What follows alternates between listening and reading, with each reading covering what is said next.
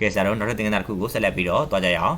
ဒီသင်ခန်းစာလေးကတော့ sin cos tangent cotangent secant cosecant ကိုဘယ်လိုမျိုးရှာကြမလဲဆိုတာကိုဆက်လက်ပြီးတော့သုံးမှဖြစ်ပါတယ်ဒီသင်ခန်းစာလေးကိုဆရာတို့မပြောခင်မှာအရင်ပိုင်းသင်ခန်းစာဆရာတို့ပြောခဲ့တဲ့အကြောင်းအရာလေးကိုအနည်းငယ်လောက်ပြန်ပြီးတော့ပြန်နှွေးအောင်ပေါ့အနှစ်ချုပ်အောင်တော့အရင်ပိုင်းသင်ခန်းစာဆရာတို့ထွေးကိုအချိုး6ချိုးကိုရှာရဲဆိုဘယ်လိုရှာကြမလဲ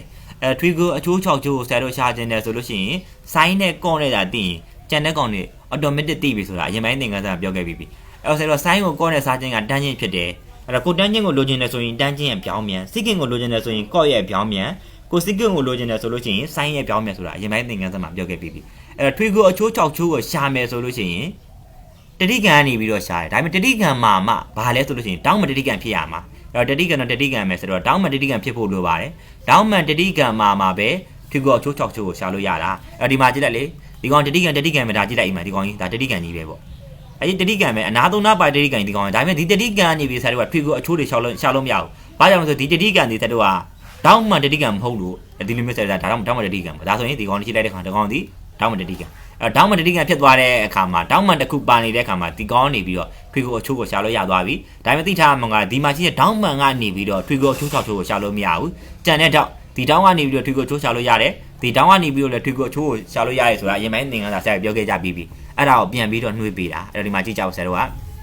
ဒီမှာဆရာတို့ကဘာလဲဆိုလို့ရှိရင်တောင်းမတတိကံဆွဲထားတယ်ဒါတောင်းမှန်ရှိတဲ့ကောင်လေးပေါ့အဲ့ဒါလေးတောင်းမှန်ဆရာတို့တောင်းမတတိကံ ABC ပေါ့ ABC မှာဆိုရင်ဒီကောင်လေးကတောင်း B လေးဒီတောင်းမှန်90ဒီဂရီရှိတယ်အဲ့ဒီကောင်လေးကဆရာတို့လိုချင်တဲ့တောင်းလေးပေါ့ဆရာတို့စိတ်ဝင်စားလိုက်တဲ့တောင်းလေးတီတာဆွဲတောင်းလေးဒီတောင်းတီတာကနေဆရာတို့လိုချင်တဲ့အချိုး6ချိုးရှာတော့မှာဒီတောင်းတီတာလေးကနေပြီးတော့ထွေးကိုအချိုး6ချိုးကိုရှာမယ်အဲ့ဒီမှာသိရမှာကဘာလဲဆိုလို့ရှိရင်ဒီဒေါင်းသီတာလေးနဲ့မျက်နှာချင်းဆိုင်မှာရှိတော့ဒီကောင်ဒီ opposite side ဒီကောင်ကြီးပေါ့ဒေါင်းသီတာလေးရဲ့မျက်နှာချင်းဆိုင်မှာရှိတဲ့ဒီကောင်ကြီးဒီဆိုတော့သိရမှာဒီအနာကြီးဒီ opposite side မျက်နှာချင်းဆိုင်အနာအဲ့တော့ opposite side မြန်မာလိုမျက်နှာချင်းဆိုင်အနာဆိုသိရမယ်အဲ့တော့ opposite side ဆိုတော့သူ့ကိုရှေ့မှာရှိတဲ့ O ဆိုတော့ယူပြီးတော့ဒီမှာ O အကြီးအနေနဲ့သတ်မှတ်လိုက်တယ်အင်္ဂလိပ်အခရာရဲ့ O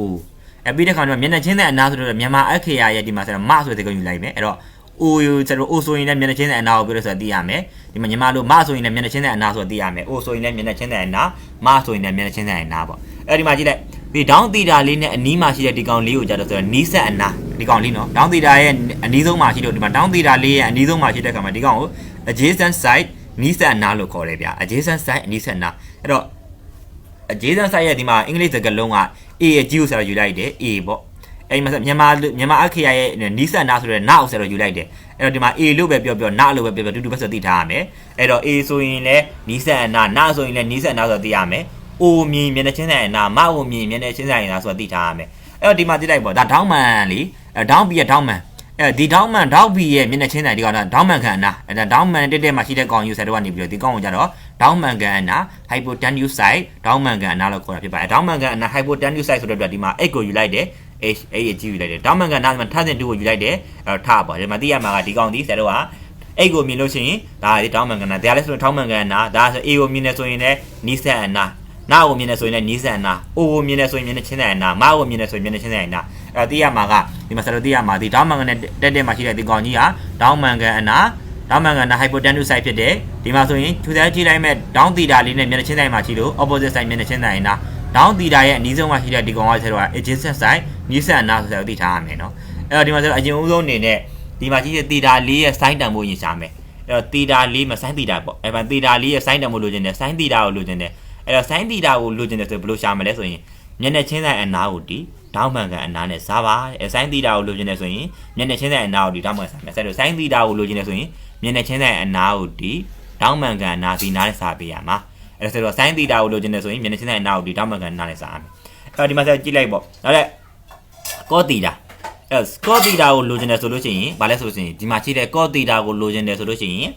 နီးစပ်နာကိုဒီဒေါင်းမှန်ကအနာနဲ့စားပါအဲ့ဒါသိရမှာ cos သီတာကိုလိုချင်တယ်ဆိုရင်နီးစပ်နာကိုဒီဒေါင်းမှန်ကန်နဲ့စားဒါမှတ်ထားရမှာနော် sin သီတာကိုလိုချင်ရင်မျက်နှာချင်းနာကိုဒီဒေါင်းမှန်ကန်နာနဲ့စားရမယ်တကယ်တော့ဒီသီတာလေးရဲ့ cos သီတာကိုလိုချင်တယ်ဆိုနီးစပ်နာကိုဒီဒေါင်းမှန်ကန်နာနဲ့စားရမယ်ဒါဆိုဒီမှာ sin နဲ့ cos နဲ့သိသွားရင်ဆယ်တို့ကကြံတဲ့ကောင်နဲ့ကောင်ရှာလို့ရသွားပြီဒီမှာ sin သီတာမျက်နှာချင်းနာကိုဒီဒေါင်းမှန်ကန်နာနဲ့စားတယ်ကောသီတာနီးစပ်နာကိုဒီထောင်းမှန်ကန်နားနဲ့စားတယ်ဒါဆိုရင်ဘာလို့ကြမယ်လဲဆိုရင်တန်းချင်းသီတာကိုလိုချင်တယ်ဘယ်လိုမှလဲတန်းချင်းသီတာကိုလိုချင်တယ်ဆိုရင်ဆိုင်းသီတာကိုဆိုတော့ကောသီတာနဲ့စားလိုက်ပေါ့ဆိုင်းသီတာကိုဆိုတော့ sorry ဆိုင်းသီတာကိုကောသီတာနဲ့စားပေးရမယ်အဲ့တော့ဆိုင်းသီတာဆိုတာဘာလဲမျက်နှာချင်းဆိုင်နာကိုထောင်းမှန်ကန်နားနဲ့စားတာအဲ့တော့ကောသီတာကြတော့ဆိုတော့နီးစပ်အနာကိုထောင်းမှန်ကန်နားနဲ့စားတာဒီဆိုအဲ့တော့ဘယ်လိုဖြစ်သွားမလဲဆိုရင်ဒါမျိုးဒီကောင်ကိုဆိုတော့စားရတဲ့ ဒီကောင်ဗမ်းမဲ့လန်လိုက်တဲ့ခါမှာဒီမှာဆိုတော့ဒေါမန်ကန်နာအပေါ်ရောက်သွားပြီနီးစက်နာအောက်မရောက်သွားတယ်အဲ့ဒီမှာဒေါမန်ကန်နာကြေသွားတဲ့ခါမှာမားပိုင်နာဆိုရသွားတယ်အဲ့မှာဘာလဲဆိုရင်တန်းညင်းဆိုတာမားပိုင်နာဖြစ်သွားတယ်ဒီနေ့ပြန်လေမျက်ချင်းတဲ့နာကိုဒီနီးစက်နာနဲ့စားတာပါပဲအဲ့တော့ဆိုင်းဆိုတာကမျက်ချင်းတဲ့နာကိုဒီဒေါမန်ကန်နာနဲ့စားတယ်ကော့တီတာဆိုတာနီးစက်နာကိုဒီဒေါမန်ကန်နာနဲ့စားတယ်အဲ့ဒါဆိုကိုတန်းချင်းတီတာကိုလိုချင်ဘယ်လိုမှလဲကိုတန်းချင်းတီတာဆိုတာအရင်ပိုင်းမှာပြောခဲ့ပြီးကိုတန်းချင်းတီတာဆိုတာတန်းချင်းတီတာရဲ့ပြောင်းမြန်လေတန်းချင်းတီတာကမျက်ချင်းတဲ့နာကိုဒီနီးစက်နာနဲ့စားတယ်ဆိုရင်ကိုတန်းချင်းသူ့ရဲ့ပြောင်းမြန်ပေါ့နီးစက်နာကိုဒီမျက်ချင်းတဲ့နာနဲ့စားတာပါပဲနားလည်းမတင်နဲ့သူ့ရဲ့ပြောင်းမြန်ယူလိုက်တာဒီမှာဆိုတော့စီကန်တီတာကိုလိုချင်တယ်ဆိုဘယ်လိုမှလဲစီကန်တီတာကိုလိုချင်တယ်စီကန်တီတာဆိုတာဒီမှာဆိုတော့ကော့တီတာရဲ့ပြောင်းမြန်လို့ဆိုပြောတဲ့အခါမှာဒီကော့တီတာကိုပြောင်းမြန်လန်ပေးလိုက်မယ်ကော့တီတာကနီးစက်နာကိုဒီဒေါမန်ကန်နာနဲ့စားတယ်ဆိုရင်စီကန်တီတာကကြတော့ဒေါမန်ကန်နာကိုဒီနီးစက်နာနဲ့စားလိုက်ပြောင်းမြန်လန်ပေးလိုက်တာအဲ့ဒီမှာကိုစီကန်တီတာကိုလိုချင်တယ်ဆိုလို့ရှိရင်ဇာပြောခဲ့ကိုစီကန်တီတာဒီဆိုင်းတီတာရဲ့ပြောင်းမြန်ကိုဆိုင်းတီတာရဲ့ပြောင်းမြန်ဖြစ်တဲ့အခါမှာဆိုင်းတီတာကမျက်နှာချင်းဆိုင်အနာကိုဒီဒေါမန်ကန်နာနဲ့စားတဲ့အခါမှာကိုစီကန်တီတာကိုလိုချင်တယ်ဆိုရင်ပြောင်းမြန်ပေါ့ဒေါမန်ကန်နာကိုဒီမျက်နှာချင်းဆိုင်အနာနဲ့စားလိုက်တာဖြစ်ပါတယ်အဲ့ဒါဒီမှတ်ထားပေးဖို့လိုပါတယ်အဲ့တော့သိရမှာဆိုတော့ဒီမှာ sign နဲ့ call နဲ့ဆိုတော့အရင်မှတ်ရမယ် sign နဲ့ call နဲ့မှတ်တဲ့အခါမှာ sign တီတာကိုလိုချင်ရင်မျက်နှာချင်းဆိုင်အနာကိုဒီဒေါမန်ကန်နာနဲ့စားတယ် call တီတာကိုလိုချင်ရင်နီးစက်နာကိုဒီဒေါမန်ကန်နာနဲ့စားတယ်အဲ့တော့ဒီနှစ်ကောင်ရသွားပြီဆိုရင်ကြံတဲ့ကောင်တွေတန်းချင်းတီတာကိုလိုချင်ရင် sign ကို call နဲ့စားလိုက်တာ sign ကို call နဲ့စားတဲ့အခါမှာဒေါမန်ကန်ကြည်သွားပြီးတော့မျက်နှာချင်းဆိုင်အနာကိုနီးစက်နာပြတ်သွားတယ်အဲ့တော့ကိုတန်းချင်းတီတာကိုလိုချင်လို့ရှိရင်ဒီမှာရှိတဲ့ site ပါလဲဆိုရင်တန်းချင်းတီတာရဲ့ပြောင်းမြန်နီးစက်နာကိုဒီမျက်နှာချင်းဆိုင်အနာစားလိုက်တယ်အဲ့တော့ဒီမှာ secant တီတာဆိုတာ call တီတာရဲ့ပြောင်းမြန်ဒေါမန်ကန်နာကိုနီးစက်နာနဲ့စားလိုက်တယ်ကိုစီကန်တီတာဆိုတာဆိုင်းတီတာရဲ့ပြောင်းမြန်ဒေါမန်ကန်နာကိုဒီမျက်နှာချင်းဆိုင်နာနဲ့စားလိုက်တာဖြစ်ပါတယ်အဲ့ဆိုတော့သိမှထင်ပါတယ်အဲ့ဒီကောင်မျိုးဆိုတော့အလွယ်မှတ်တဲ့ခါဘယ်လိုလွယ်မှတ်လဲထုံးတန်တိုင်းဆိုတော့ဘယ်လိုမျိုးလဲဆိုလို့ရှိရင်ဒီမှာအဘောကောင်တွေဒီဘက်မှာရှိတဲ့ဘောကောင်တွေ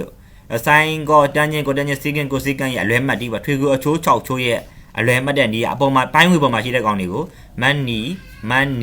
ီထအဲ့အောက်ကောင်ကိုကြာဒီမှာထနီမဆိုတဲ့မှတ်လိုက်အောင်မယ်အဲ့ဒါလည်းမထင်နဲ့နော်အဲ့ဒီမှာသိရမှာကပြန်ပြောမယ်ဆိုလို့ရှိရင်ဇာတုအလွယ်မှတ်တဲ့ဒီထွေကိုချိုး6ချိုးအလွယ်မှတ်တဲ့အခါမှာအပေါ်ကပိုင်းဝေပေါ်မှာရှိတဲ့ကောင်တွေကိုကြတော့မန်နီထအောက်ပိုင်းဝေပိုင်းချီမှာရှိတဲ့ကောင်တွေကိုကြတော့ထနီမဆိုရင်ကျွန်တော်ထွေကိုချိုး6ရောက်သွားပါတယ်သိရမှာဆိုတော့အဲ့တော့ထွေကိုချိုး6ကိုလိုချင်တယ်ဆိုလို့ရှိရင်ဒီမှာဆိုတော့မန်နီထအောက်ကဆိုမှထနီမဆိုရင်ဒါဆိုတော့လိုချင်ထွေကို6ချိုးပေါ့အဲ့မှာဆိုတော့သိရမှာဒီပိုင်းဒီမှာဘိုင်လေးတွေခံပေးလိုက်တယ်ဒါဟာဆိုင်းအချိုးဆိုတော့သိရမယ်ဒီကောင်ကကော့အချိုးပေါ့ဒီကောင်ဆက်သိရမှာတန်းချင်းအချိုးဆိုတော့သိရမယ်ဒီကောင်ကကိုတန်းချင်းအချိုးပေါ့ဒီကောင်ဆက်စီကန်အချိုးဒီကောင်ကဆက်တော့ကိုစီကန်အချိုးဆိုတော့သိထားရမယ်အဲဒီမှာဆိုင်းအချိုးကမျက်ချင်းစက်နာကိုဒေါမန်ကန်စားတယ်ကိုအချိုးကနီးစက်နာကိုဒီဒေါမန်ကန်နာစားတယ်တန်းချင်းအချိုးကမျက်ချင်းစက်နာကိုနီးစက်နာနဲ့စားတယ်ကိုတန်းချင်းကနီးစက်နာကိုမျက်ချင်းစက်နာနဲ့စားတယ်စီကန်ကဒေါမန်ကန်နာကိုနီးစက်နာနဲ့စားတယ်ကိုစီကန်ကကြတော့ဒေါမန်ကန်နာကိုမျက်ချင်းစက်နာနဲ့စားတယ်ဒီလိုမျိုးဆက်အလွယ်မှတ်ထားမှာဖြစ်ပါတယ်ဟုတ်ပြီအလွယ်မှတ်ထားရသွားပြီဆိုကြည့်ရမှာကအဲဒါဆိုအင်္ဂလိပ်လိုပြောရင်လည်းနားလည်ရမယ်အဲ့တော့ခဏပြောခဲ့ပြီးဆိုတော့ဒီမှာမဆိုလို့ရှိရင်မျက်နှာချင်းဆိုင်အနာအင်္ဂလိပ်လိုအိုလို့ယူတာဟုတ်အဲ့တော့ဒီမှာဆိုဒေါမန်ကန်အနာကိုအင်္ဂလိပ်လိုကကျတော့ H လို့ယူ hypotenuse site ဖြစ်တယ်ဟုတ်အဲ့တော့နီးစက်အနာကိုကျတော့ adjacent site A နဲ့သတ်မှတ်တာဟုတ်ဒီမှာမျက်နှာချင်းဆိုင်အနာM ရဲ့နေရာမရဲ့နေရာမှာဆိုတော့ O ဝင်လာတယ်ထားရဲ့နေရာမှာ H ဒီမှာနားရဲ့နေရာမှာ adjacent site ဒီမှာ A ဝင်လာတယ်ထားရဲ့နေရာမှာ H ဝင်လာတယ်ဒီမှာသိရမှာကမရဲ့နေရာမှာ opposite side O ဝင်လာတယ်နားရဲ့နေရာမှာ adjacent side A ဝင်လာတယ်နီးစက်အနာ adjacent side A ဝင်လာတယ်မျက်နှာချင်းဆိုင်အနာ opposite side O ဝင်လာတယ်ဒေါမန်ကန်နာ hypotenuse side ဒီမှာ side တော့ဟာနီးစက်အနာ adjacent side A ဝင်လာတယ်ဒေါမန်ကန်နာ hypotenuse side ဒီမှာ H ဝင်လာတယ်မျက်နှာချင်းဆိုင်အနာ opposite side O ဝင်လာတာဖြစ်ပါတယ်အဲ့တော့သိရမှာကအပေါ်ကကောင်ဆိုမြန်မာလိုမန်နီထနီမတတ်မှတ်တယ်တကယ်လို့ဆိုအင်္ဂလိပ်လိုပြောချင်တယ်ဆိုရင်လေ O A H ဒီလိုမှတ်ထိုင်နေရပါတယ်ဒီမှာပြန်ပြောမယ်ဆိုရင်အင်္ဂလိပ်လိုမှတ်မယ်ဆိုလို့ရှိရင် O A H